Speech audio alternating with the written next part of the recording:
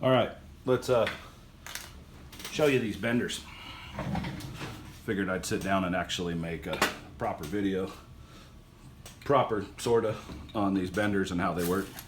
So I've got some scrap random pieces of titanium. I don't even know how thick these are, so I'm not specifically set up for this material. It's 35 thousandths, and this is set to work with a 40. So here's the bender. Everything bends around that mandrel there.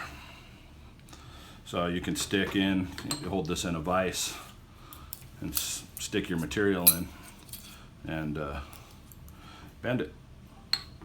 So there's, could be the end of a pocket clip. We want a real quick pocket clip shape. That would actually be one of the first bends or the second bend. Let's make a roughly pocket clip shaped thing here. You got to do just a little bit of planning when you're actually doing one. But there you go. There's a big, huge pocket clip shape thing that you can bend with it. One of the beauties of this particular gadget is you can do 180 degree bends. It might or it might not work with this material. Generally with 40 thousandths material, 40 thousandths pocket clip blanks, you have to actually apply a torch. And I'll make another video or edit in video of me legitimately using this thing after this one, but I wanted some peace and quiet in here in the office. So if you want to do a 180 degree bend, it goes in there and you rotate it around and you got 180 degrees. Now if all you're doing are onesies and twosies, that's easy enough. Get it in there, figure out about where your bend is. If you're going to drill the holes later or whatever, bend it and come by afterwards and finish off what you're after. You know, now you could drill your holes and do all that stuff. If you've got, like me, where I want to have everything water jet blanked out and prepped beforehand, it's important that, you know, these holes line up with these holes when all is said and done. So I've come up with a contraption for that as well. But for normal just bending, that's the bender. You can do a remarkable amount of stuff with it. It also comes with a mandrel, a 1/2 inch mandrel that goes on here that I didn't bring in for some reason, and allows you to do, instead of having such a tight radius on your bend, how these are, you could have a much bigger sweeping radius, or using a technique like this where you bend a little and keep working your way around, especially with the big mandrel instead of this sharp thing. You can end up with a, you know, with a big sweeping arc. Mind you, this will all be mounted in a vise, so you're not going to have it be all rickety the way it is right now. But there, you know, we can get pretty much whatever kind of bend you want, you can do with this. It's adjustable here for up and down to vary the thickness of your material. I like using 40 thousandths for the 180 degree clips, and sometimes as much as 50 thousandths for a more standard shaped pocket clip. And this is adjustable to suit it. And what I do to adjust is I get my material that I'm going to be bending and I put some tape on it so that it gives me a little bit of a gap, and I set my space there. So the way this thing works is get it apart. So those slide up and down. So what I generally do is I stick that pin in there and do this, and I get that adjusted. You know, I drop it down until it touches on top of the tape, and then tighten those 4 bolts up, and then do the same thing here, except for now I generally put it together so it's together. I slide this through and stand it up like this when I do it, so that I can pinch this way and make sure that this is now square against that, so that I know I've got 90 degrees there. And what that does is it gives me a nice smooth plane here. You're probably not going to be able to see down there, but I want this surface and this surface to be the same, and that allows me to do that by sticking those two things in there and then pushing that down. I know that it's square, and I know that those two surfaces are the same. So if you wanted to just do a pocket clip, like when I initially started making these, I didn't have any holes or slots over here, so I just had those two holes, and I would eyeball it. And once you figure out, you know, for your pocket clip, you'll scrap one or two figuring it out. Once you figure out where it is, you can scribe a line or Sharpie a line or something on there, and you can press this up into your line and then bend. But you'll still get variations. You get as much as 15 or 20 thousandths variation. The hotter this thing gets, the later in the day as you're bending, a bunch of variables like that actually change the way it performs. So I would bend them over and then drill through here to get those holes in. And man, I've made hundreds and hundreds and hundreds of these things. So I got sick of doing that. So I came up with wanting to use a little slot here. And now it's important that the bends actually happen and everything lines up correctly.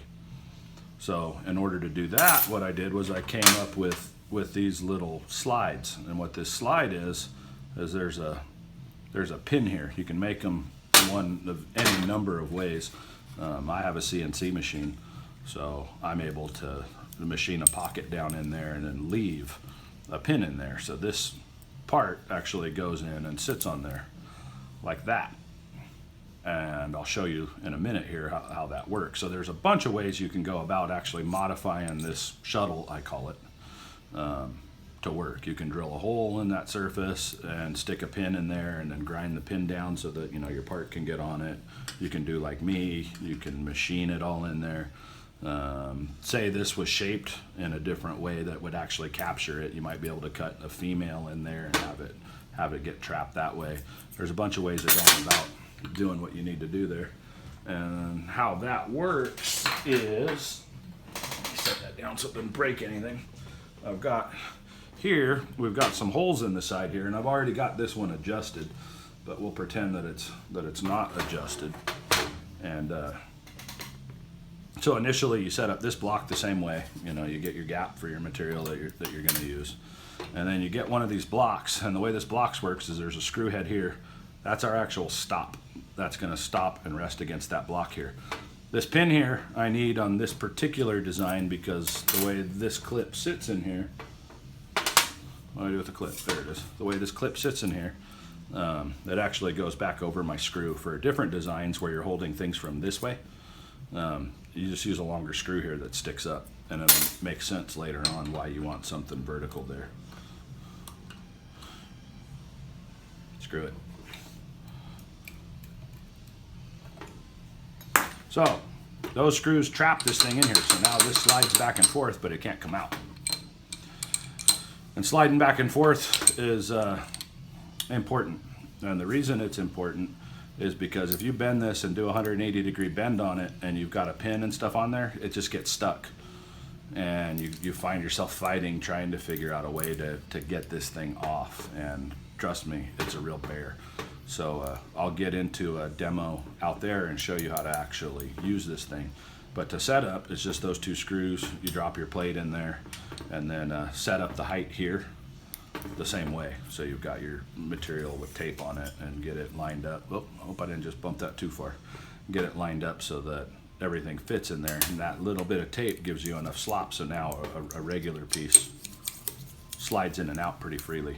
This part's actually going to go in here kind of like this. So it goes in and that gets slid forward and that gets pushed around until it catches there, and then I'll bend.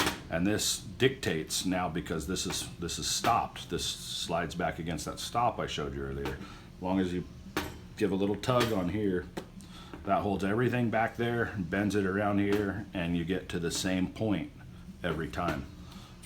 And that part's pretty important. Hey, it looks like these I can actually drop in like that, and then probably with a needle nose slide them back that way. This is a new shuttle for me. I made these just as I made these benders and for this demo. Normally with these I actually do them this way. The same principle, but we hold on to one of these slots. But we holding on to the little slot, you have just a little pin on there, and we can only get a few hundred clips before that pin shears or it moves and things start not working. So I figured I'd try and make a couple of plates here where we hold on to the big pin, see if I get more longevity out of it. that's all I can really show you in here right now. Like I say, this will go in, this one goes that way, but you know, this goes in, you do your bend, and once you do your bend, you're able to slide this out of the way, and now you've got room here. You know, with your 180-degree bend, you've got room to actually get it out. Next part goes on, goes back, bend, bend, and you'll see when I show some of the parts that I actually get these slots to line up. You know, everything stayed centered by just with this technique. It's using that screw head as a stop, and that's it. You use this to knock it out of your way, because as you're heating everything out there with a torch, this whole contraption gets hot, so you don't want to be grabbing things and moving them. So that just gives me a point to knock it out of the way with some needle nose. When you make this, I err on the side of being too far this direction. So in this one, I've actually got the engineering down now to where I made these and they came out exactly right to the math. But if your parts are maybe a little sketchy or the consistency is not as good as these are, err on leaving it a little bit this way, because with that stop you can actually grind that diameter down if it's off a little bit and keep sliding this that direction. I don't know if you're going to be able to see it, but I actually left some material here. There's a gap there, so you've got 20 thousandths that you can play with on being able to slide this direction and get everything to actually balance out. And if you needed more, you could just grind off of this face and turn down the diameter of that stop and keep shifting this way. But there's no real good way to shift it this direction, and you start getting less support on the bend if you were to do that. So I always try and err on making the part sitting too far this direction and adjust that way. That'll make more sense if you get into the advanced bending stuff doing that. Anyhow, that's the benders. You'll see it's already starting to discolor because I've been using this one. You'll see the pins are good for, depends on how hard you bend and how hot you heat everything. On a pin, I generally get 100 or more bends out of one of these pins, and the pins are like $1 each. So you just knock the pin out and put another one in. If you bend it too much, you can either cut the pin in two places here and then knock it out, because this pin will actually bow and bend, and that's how you'll know that it's time to replace it, because all of a sudden your alignment will go out. And that's generally, this pin has bent and puckered from being too hot for too long and too many bends happening on it. So you can cut that pin in two places and knock it out, or with this new design where I've screwed everything from both sides, while it's in your vise, you could just take out those 5 screws, those 2 screws, pull this side out, pull that out, and everything should stay in line, even though it's hot, because it's all still fixtured on the other side. Everything should stay in line, and you should be able to put it back up, bolt, bolt, bolt, bolt, and with a new pin be back in business in just a minute or two. Anyhow, I'll go set this up out there now and make a video of actually using this thing. There we have it.